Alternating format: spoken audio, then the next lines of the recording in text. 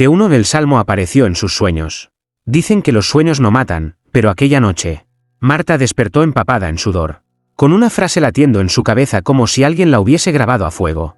Salmo 33, pero no el que está en la Biblia. No entendía cómo lo sabía. No había leído nada parecido. Sin embargo, cada palabra estaba allí, clara, ardiente, imposible de olvidar. Sus labios, sin que ella quisiera, empezaron a susurrarlo. En la cama de al lado, su compañera de habitación, Clare, abrió los ojos de golpe. «¿Qué estás diciendo?», preguntó, la voz temblorosa. Marta no respondió. No podía. Algo, o alguien, la obligaba a seguir recitando. Las letras parecían deslizarse desde su garganta como si no le pertenecieran. Clare, presa de una mezcla de curiosidad y miedo, se inclinó hacia ella y, sin darse cuenta, completó el verso que Marta había dejado inconcluso. El silencio que siguió fue antinatural. De repente, Clara comenzó a convulsionar. Sus manos se crisparon. Sus uñas rasgaron las sábanas. Un olor metálico, a hierro y ceniza, llenó la habitación. Marta gritó su nombre, pero su amiga ya no estaba respirando. Sus labios seguían abiertos, congelados en la última palabra del salmo. La puerta se abrió de golpe. Los vecinos entraron, horrorizados, y la policía llegó minutos después. Ninguno encontró explicación. Muerte súbita, dijeron, pero Marta sabía la verdad, porque cuando se miró al espejo esa misma noche, vio algo imposible, las palabras del salmo escritas en su reflejo, como si el cristal supiera lo que ella había hecho. Y entonces, en un rincón oscuro de su habitación, una voz masculina, seca, áspera, antigua, murmuró: «No debiste dejar que ella lo terminara». Marta giró sobre sus talones. No había nadie allí. Solo la Biblia de su mesa de noche, abierta en una página en blanco, con una sola frase escrita en tinta roja: «El que lo termina, muere».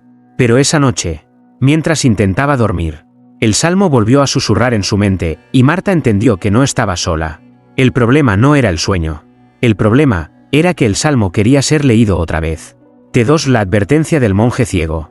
Marta no podía olvidar la voz que susurró en la oscuridad. Durante días, cada esquina de su cuarto parecía respirar, y cada sombra parecía escucharla. No era solo miedo, era una invitación. Una maldita invitación. Desesperada por respuestas, buscó a alguien que pudiera creerle.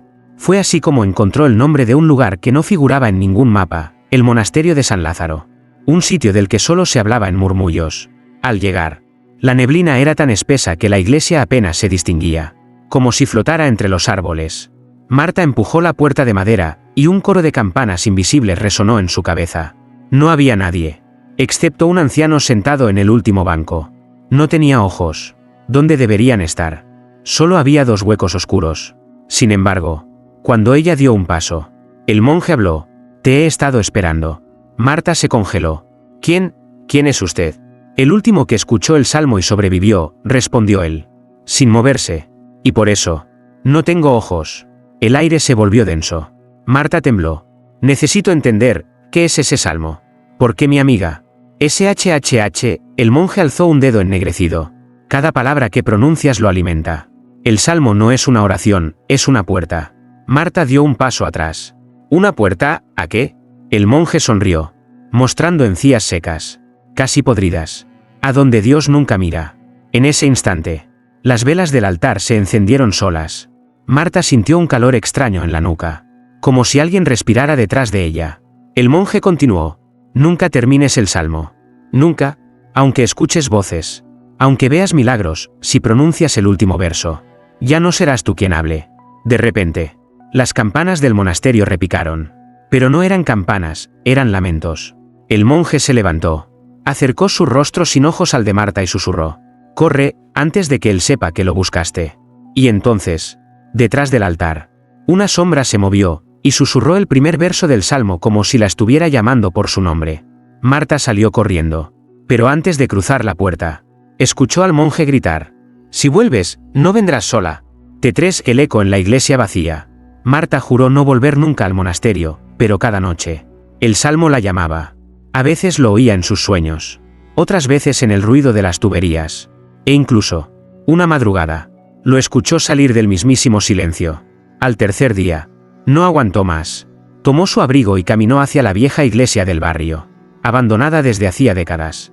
Las puertas estaban cerradas con cadenas oxidadas, pero cuando Marta tocó el hierro, los candados cayeron al suelo por sí solos, como si hubiesen estado esperando. Dentro, el aire olía a cera muerta y humedad. El polvo flotaba en la penumbra. Pero en el altar, una vela solitaria ardía, aunque nadie la había encendido. Marta tragó saliva. «Solo quiero entender», murmuró. Abrió la Biblia que llevaba en la mano. No sabía por qué, pero comenzó a leer el Salmo. Verso por verso. La iglesia parecía reaccionar, las paredes crujían. Los bancos rechinaban como huesos. Y los vitrales comenzaron a temblar con un sonido agudo, casi como gritos contenidos. Y entonces, ocurrió. Cuando Marta llegó a la mitad del Salmo, una voz profunda y rota resonó desde el coro vacío. «¿Sigue?» El eco no era suyo. No era humano. Marta retrocedió, pero la Biblia se aferró a sus manos como si tuviera peso propio. «¿Quién está ahí?», gritó. El eco respondió, repitiendo exactamente sus palabras, pero con una cadencia lenta, casi burlona. «¿Quién está ahí?». De pronto, todas las velas del altar se encendieron al mismo tiempo. Las sombras se estiraron sobre las paredes, formando figuras que parecían rezar de rodillas, pero ninguna tenía rostro. Marta quiso huir, pero entonces escuchó la última advertencia del monje ciego resonar en su mente: «Nunca termines el salmo». Aún así, esa voz en el coro comenzó a recitar los versos que faltaban, como si alguien invisible quisiera completarlo en su lugar. Y antes de salir corriendo de la iglesia, Marta juraría que lo vio. Un hombre sin boca, sonriendo. T4, la primera víctima. Marta no habló de lo que vio en la iglesia, ni siquiera a su hermano mayor, Diego, el único que siempre había creído en ella. Pero el salmo no dejó de perseguirla. Esa noche, mientras cenaban juntos, Diego la observó con una sonrisa burlona. «He visto tus notas», dijo, mostrando un cuaderno lleno de versos. «¿De verdad crees que un pedazo de oración puede matar? No lo entiendes». «Diego, no es una oración, es una trampa», respondió Marta, con los ojos enrojecidos por tantas noches sin dormir. Diego se encogió de hombros y, riendo, comenzó a leer los primeros versos. Marta casi le arrancó el cuaderno de las manos, pero él dio un paso atrás. «Vamos. ¿Qué es lo peor que puede pasar?», bromeó, antes de pronunciar el siguiente verso. En ese instante, las luces parpadearon. Un frío imposible recorrió la habitación. Marta sintió un nudo en la garganta. «Detente», gritó, pero Diego ya estaba en el penúltimo verso. La última palabra salió de su boca como un susurro ahogado. Y entonces, silencio. Diego quedó inmóvil, mirando al vacío, como si alguien lo hubiese arrancado de su propio cuerpo. Sus pupilas se dilataron hasta cubrir casi todo el ojo, y una sonrisa torcida se dibujó en su rostro, una sonrisa que no era de él. Marta lo zarandeó, gritando su nombre, y justo cuando creyó que su hermano estaba muerto, Diego habló, con una voz que no era suya. «Gracias por abrir la puerta». La habitación se oscureció. Las ventanas se empañaron como si alguien respirara desde fuera. Y en la pared apareció una línea escrita con lo que parecía sangre. «El primero siempre es un sacrificio». Diego cayó al suelo. Su cuerpo estaba inerte, sin vida. Pero esa sonrisa seguía ahí. Marta, temblando, entendió que el salmo no solo mataba. Lo que mataba, también volvía. T5, el manuscrito sin autor. Marta no podía dejar de mirar el cuerpo de su hermano. La policía lo llamó muerte súbita, pero ella sabía que no era cierto. La sonrisa congelada en su rostro era una burla, una firma invisible del salmo. Esa misma noche, mientras lloraba en la soledad de su cuarto, escuchó 3 golpes secos en la puerta. No había nadie afuera, solo un paquete envuelto en tela negra, marcado con un símbolo que jamás había visto, un ojo rodeado de espinas. Dentro había un manuscrito. Las páginas estaban amarillentas, quebradas por el tiempo. La tinta no era tinta, era algo más oscuro, casi marrón, como sangre seca. No tenía título ni autor, solo las palabras del salmo, repetidas una y otra vez, cada vez más distorsionadas, como si alguien las hubiera escrito en trance. Y al final, una frase diferente: «El que lo copie no muere, pero tampoco vuelve a ser humano». Marta sintió un vértigo helado recorrerle el cuerpo. Giró el manuscrito y, en el reverso de la última hoja, había algo escrito a mano. Una caligrafía irregular, desesperada. «Yo lo escuché primero. Ahora escucho otras cosas». De repente, la lámpara de su habitación parpadeó. Una ráfaga de aire frío apagó las velas. Y en el reflejo de la ventana, detrás de ella, vio una silueta encorvada. susurrándole palabras que no entendía, hasta que esas palabras comenzaron a tomar forma, el mismo salmo. Marta cerró el manuscrito de golpe. Pero no sirvió de nada. Las paredes comenzaron a crujir como si algo dentro de ellas quisiera salir. El suelo tembló. Por primera vez, Marta escuchó una risa baja, seca, proveniente de ninguna parte. El manuscrito se abrió solo. Una página giró lentamente, hasta mostrar un nuevo verso que antes no estaba allí. El siguiente sacrificio ya está elegido. Y debajo, escrito en letras más pequeñas, como si alguien lo hubiera agregado en ese mismo instante. Marta, T6 el padre que no debía confesar. Marta llegó a la iglesia antes del amanecer, con el manuscrito envuelto en sus manos temblorosas. Si alguien podía ayudarla, pensó, debía ser un hombre de fe. El padre Aurelio era conocido por sus exorcismos, pero también por sus advertencias sobre los textos que no vienen de Dios. El interior del templo estaba en penumbra. Aurelio la esperaba en el confesionario. Su voz grave atravesando la madera. Hija, dime qué carga traes. Marta no lo dudó. Abrió el manuscrito y susurró. Padre, creo que he despertado algo. Hubo un largo silencio al otro lado. Después, Aurelio respiró hondo. Dijiste Salmo 33. Marta se estremeció. ¿Cómo lo sabe? Porque yo también lo escuché, y desde entonces, Dios ya no me responde. Las luces del templo parpadearon. Un escalofrío recorrió la espalda de Marta. El sacerdote abrió la puerta del confesionario y salió con el rostro desencajado. Sus ojos hundidos como si llevara años sin dormir. Dame el manuscrito, ordenó. Marta dudó. Pero antes de que pudiera decidir, Aurelio lo arrancó de sus manos. Lo llevó al altar y comenzó a leer. No, padre, gritó ella. Pero su voz se ahogó en el eco. Cada verso que Aurelio pronunciaba hacía que el crucifijo sobre el altar se inclinara lentamente. Como si el propio Cristo tratara de apartar la mirada. Las velas sangraban cera negra. Y el órgano de la iglesia empezó a tocar solo.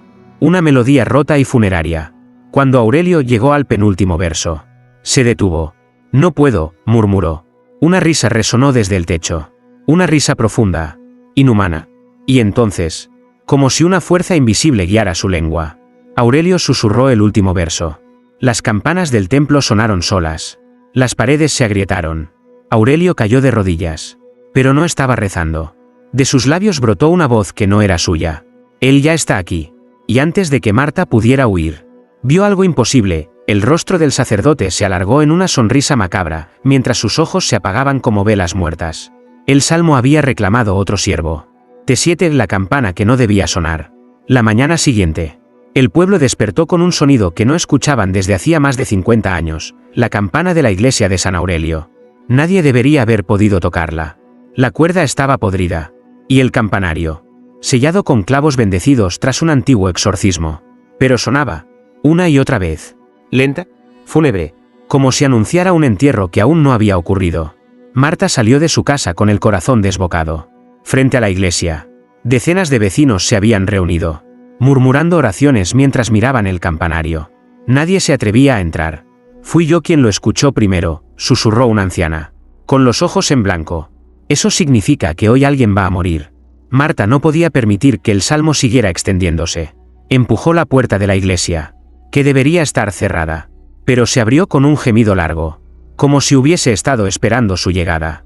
Dentro, el padre Aurelio estaba de pie frente al altar. No se movía, no parpadeaba. La Biblia caía de sus manos abiertas, y sus labios repetían, una y otra vez, el primer verso del salmo. Padre, dijo Marta con un hilo de voz. Entonces, desde lo alto del campanario, escuchó pasos, lentos, pesados, y después, algo peor, el sonido de otra campana, dentro de su cabeza. Toc, toc, toc. El eco de bronce retumbaba en sus huesos. De pronto, los bancos de madera comenzaron a vibrar, y las paredes rezumaron agua oscura, como si la iglesia misma estuviera llorando. Marta subió las escaleras hacia el campanario. Cada peldaño crujía como huesos rotos.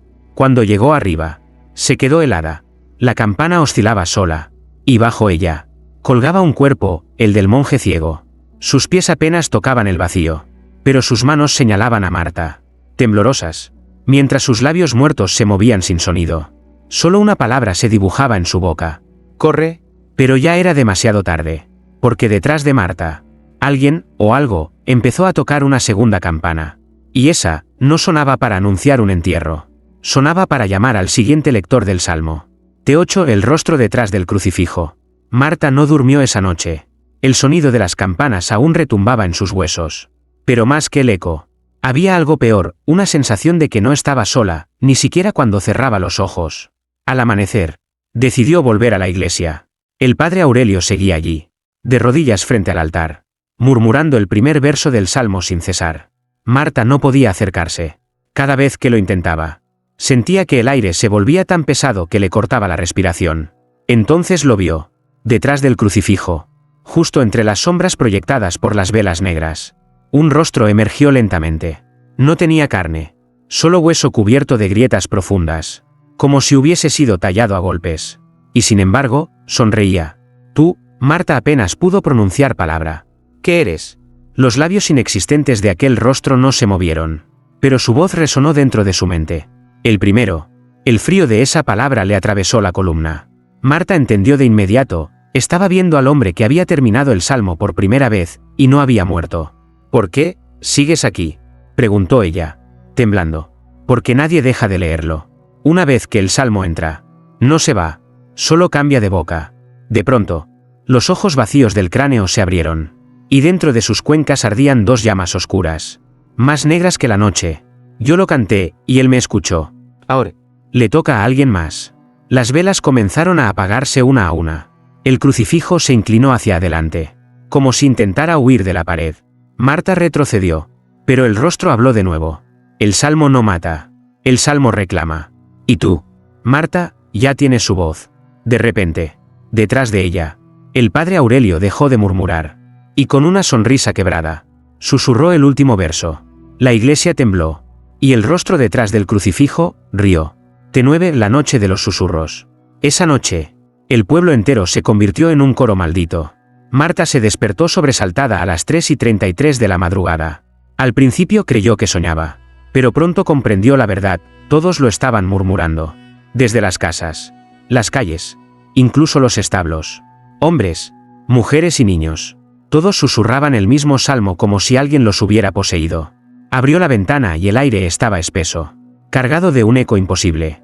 Las palabras no venían de una sola dirección. Surgían de todas partes, como si el cielo mismo las recitara. No, no puede estar pasando, dijo, temblando. Las farolas parpadearon y, en cada destello, Marta vio algo, sombras de figuras encorvadas en los techos, inclinadas sobre los hogares, murmurando con bocas que no estaban ahí. De repente, un golpe seco en su puerta. 3 veces. Cuando abrió, no había nadie, solo un papel doblado con letras que parecían escritas con ceniza. Esta es la última advertencia. Si alguien termina el salmo, el pueblo entero caerá.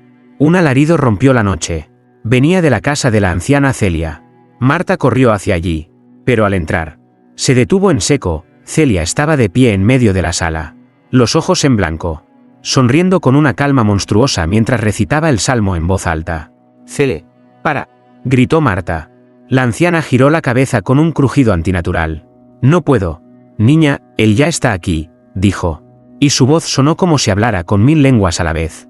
Las paredes comenzaron a rezumar una sustancia negra, y las imágenes de los santos en los cuadros lloraban lágrimas de sangre. Los susurros crecieron hasta convertirse en un rugido.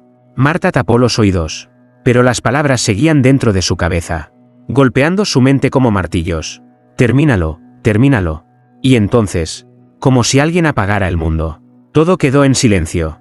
Cuando Marta levantó la vista, Celia ya no estaba. Solo quedaba su rosario, colgando en el aire. T10 y el niño que sabía el final. El silencio tras la noche de los susurros fue peor que los propios susurros. Nadie salía de sus casas. Nadie hablaba del salmo. Era como si el pueblo entero hubiera decidido fingir que no había ocurrido, excepto por un niño. Su nombre era Samuel. No tenía más de 9 años. Pero sus ojos parecían de alguien que ya había visto el infierno. Marta lo encontró sentado en las escaleras de la iglesia, abrazando un cuaderno sucio lleno de dibujos incomprensibles, cruces rotas, campanas sangrantes y letras que formaban el salmo. «Samuel, ¿quién te enseñó eso?», preguntó Marta, arrodillándose frente a él. El niño la miró fijo, sin parpadear. «Yo lo escuché en mis sueños. Y sé cómo termina». Marta sintió que el mundo giraba bajo sus pies. «No, no puedes decirlo. Nadie puede terminarlo. Si no lo digo, él vendrá igual», respondió el niño. y su voz sonaba demasiado tranquila para alguien de su edad. De repente, el cuaderno se abrió solo. Las páginas se pasaban como movidas por un viento inexistente, hasta detenerse en una hoja en blanco. Lentamente, las palabras comenzaron a escribirse solas. El último verso ya está en su boca. Marta retrocedió, pero Samuel sonrió. Una sonrisa rota, demasiado oscura para un niño. No te preocupes, Marta. No voy a decirlo, todavía. Entonces, las campanas de la iglesia sonaron una sola vez. Y en las paredes del templo, como quemadas por fuego invisible, apareció una frase: si el niño habla, no quedará pueblo que entierre a los muertos. Samuel cerró el cuaderno. Lo abrazó contra su pecho y susurró: solo él decide cuándo. Yo solo soy su eco. Y sin más, se levantó y se alejó caminando, mientras una sombra imposible lo seguía como si fuera su guardián. Marta supo en ese momento que el pueblo ya no estaba maldito. El pueblo estaba condenado. De 11 el funeral sin cadáver. Al amanecer, las campanas de la iglesia sonaron otra vez. No era la señal de una misa ni de una boda. Era el toque de difuntos. Pero no había ningún muerto. Los aldeanos, pálidos y temblorosos, se reunieron frente al templo. Nadie hablaba.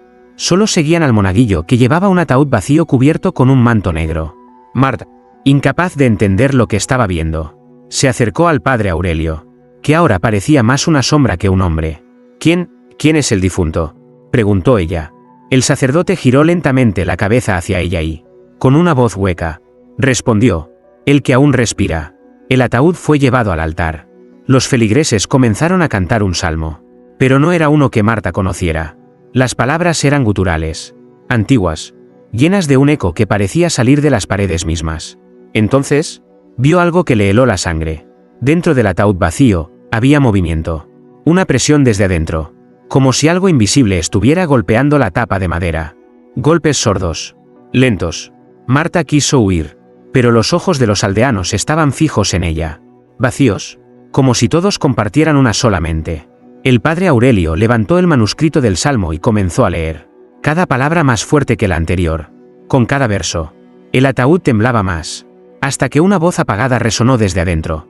«Marta, ayúdame». Era la voz de Samuel. Ella corrió hacia el ataúd, pero antes de tocarlo, las manos de los aldeanos la sujetaron. Una docena de ellos, murmurando al unísono: el que sabe el final, debe ser enterrado. Las campanas repicaron una última vez. El ataúd dejó de moverse. Silencio.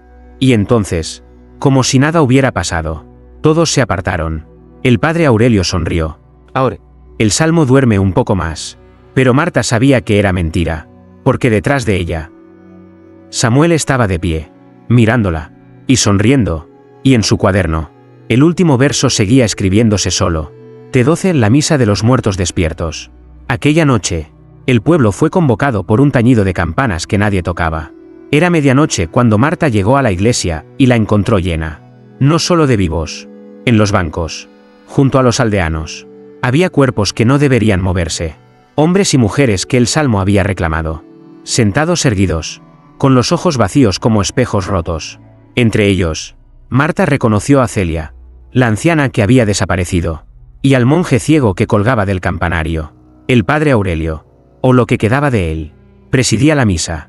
Su piel parecía cera derretida, y su voz ya no era solo suya, sonaba como un coro de 100 bocas rezando desde el fondo de una tumba.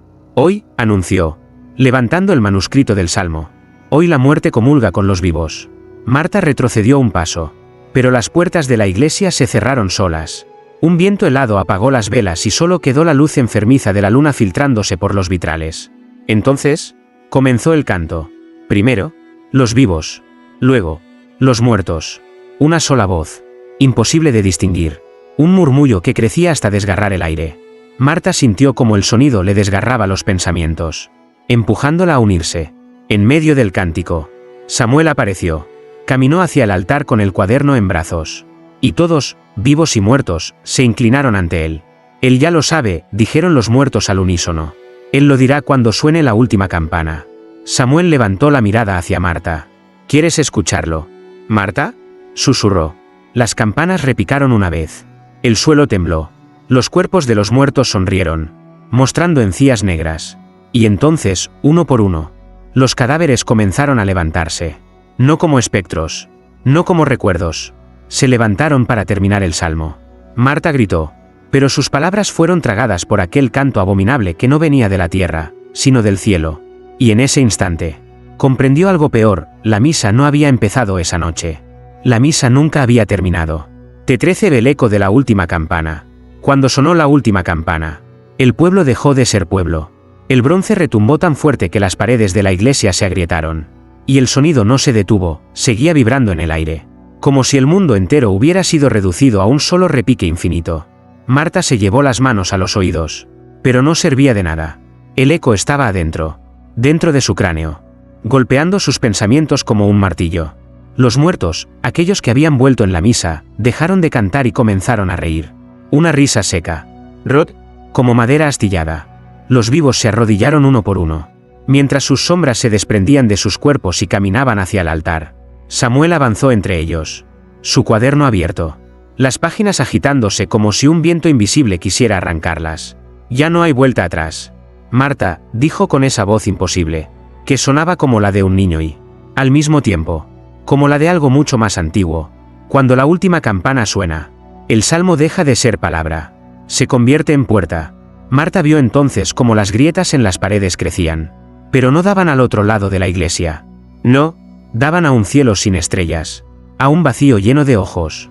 Cada campanada hacía que esas aberturas se ensancharan. Y del otro lado, manos oscuras se estiraban como raíces buscando carne. «¡Calle, Samuel!», gritó Marta. «No lo termines». Pero Samuel sonrió. Esa sonrisa rota que ya no le pertenecía. «Yo no lo escribí, Marta. Solo lo escucho». La campana sonó una vez más, aunque nadie la tocaba.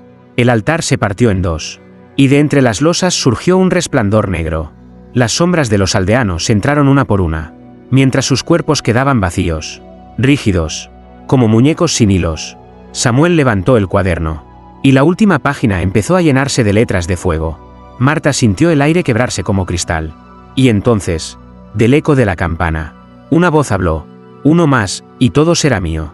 Y por primera vez, Marta entendió, no estaban luchando por el pueblo, estaban luchando por el mundo. T14, la página que no debía abrirse. Marta esperó hasta que el eco de la campana se apagó en sus huesos. Samuel dormía en el altar, rodeado de aldeanos inmóviles, como estatuas respirando.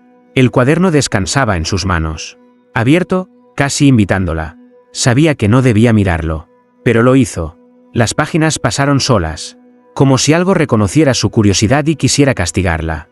Y entonces llegó a una hoja que no estaba allí antes, una página en tinta oscura, como sangre seca. En la parte superior, había un título escrito con una caligrafía que parecía temblar. El nombre que lo rompe todo. Debajo, una única palabra. Su nombre. «No», murmuró Marta, retrocediendo. Pero las letras comenzaron a moverse, retorciéndose como gusanos hasta formar una nueva línea. Marta terminará el salmo. Un frío imposible le atravesó el pecho. Intentó cerrar el cuaderno, pero no pudo. Era como si sus dedos estuvieran pegados a las páginas. Entonces, la iglesia tembló. Samuel abrió los ojos. «Te lo advertí, Marta», dijo con esa voz que no era suya. «Hay páginas que solo se abren cuando ya es demasiado tarde». Las grietas en las paredes sangraron luz negra. Los muertos sonrieron, uno por uno, como si supieran algo que ella no. Y del cuaderno comenzó a salir un murmullo. No escrito, no humano, un eco que repetía su nombre. Marta gritó y arrojó el libro al suelo. Pero no cayó. Flotó en el aire, girando lentamente, mientras las palabras de aquella página maldita se grababan en el techo de la iglesia, ardiendo como fuego sagrado. Marta terminará el salmo, o el salmo la terminará a ella. Samuel sonrió. Solo queda una campanada más. Y en ese instante, Marta lo entendió, no había escapatoria. La última página no era una advertencia, era una sentencia. T15 del último verso. La iglesia estaba en silencio. No quedaba ni el eco de la campana. Solo un vacío tan denso que parecía tragar el aire. Marta permanecía de pie frente al altar, mientras el cuaderno flotaba, abierto en esa página maldita que llevaba su nombre. Samuel, con esos ojos que ya no eran de un niño, dio un paso hacia ella. «No puedes huir, Marta». El salmo no se detiene, se cumple. El suelo volvió a temblar. Las grietas en las paredes se abrieron aún más. Y detrás de ellas ya no había piedra, sino un cielo invertido lleno de sombras que se arrastraban como enjambres. Los muertos del pueblo se levantaron de sus bancos, formando un círculo, y comenzaron a murmurar el salmo sin voz, moviendo los labios como marionetas rotas. «Léelo», ordenó Samuel, tendiéndole el cuaderno. «O verás al mundo quebrarse». Marta sintió el peso de esas palabras. Si lo terminaba, nada volvería a ser igual. Si no lo hacía, aquella cosa al otro lado de las grietas se derramaría sobre la tierra. «No», susurró, temblando. «No puedo». Entonces, las campanas sonaron por última vez. Un golpe seco, absoluto, que apagó toda esperanza. El cuaderno se abrió más. Las letras ardiendo en rojo, obligándola a mirar. El último verso no se lee, se entrega. Samuel tomó su mano y la colocó sobre el manuscrito. Una fuerza invisible le arrancó el aliento. Y las palabras comenzaron a salir de su boca sin que ella las pronunciara. Los muertos aplaudieron sin sonido. El altar se partió en dos. Y cuando el último verso fue liberado, el mundo se dobló sobre sí mismo. Las campanas estallaron. Las sombras se desvanecieron, y un silencio absoluto lo cubrió todo. Marta abrió los ojos. Estaba sola. La iglesia vacía. El cuaderno. En el suelo. Cerrado. Pero en la tapa. Ahora escrita con letras que no podían borrarse. Había una nueva frase. El salmo no termina. Solo espera al próximo nombre. Y al escuchar un ligero repique en la distancia, Marta comprendió con horror que no sería el último. Epílogo: la campana que nadie toca. Marta huyó del pueblo al amanecer. O al menos eso creyó. El camino estaba vacío. El viento inmóvil. Y el mundo, demasiado quieto. Llevaba el cuaderno bajo el brazo. Aunque había jurado no tocarlo nunca más. Pero no podía tirarlo. Cada vez que lo intentaba, aparecía otra vez en sus manos, como si la tinta misma la siguiera. Las campanas comenzaron a sonar al mediodía. Una sola campana, lejana, imposible. Se giró, pero no había campanario, ni iglesia, ni pueblo, solo un horizonte muerto, y sin embargo, el sonido estaba allí. Cada repique golpeaba su pecho, arrancándole el aliento, obligándola a mirar el cuaderno. Lo abrió. Ya no era el salmo. No había versos, ni nombres de muertos. Solo una línea, escrita con su propia letra. Cuando la campana suene 3 veces, alguien más abrirá el libro. Marta lo cerró con fuerza, temblando. Pero entonces, detrás de ella, oyó pasos. Un niño pequeño, con la mirada perdida, la observaba desde el borde del camino. «Señorita», dijo con voz quebrada, «¿usted también escucha la campana?» Marta retrocedió. El cuaderno ardía en sus manos, y una campanada más resonó en el aire. La tercera. El cielo se agrietó como vidrio, y Marta, horrorizada, comprendió la verdad. El salmo no necesitaba ser terminado. El salmo solo necesitaba empezar otra vez. El niño sonrió, y detrás de su sonrisa, la campana siguió sonando, incesante, eterna.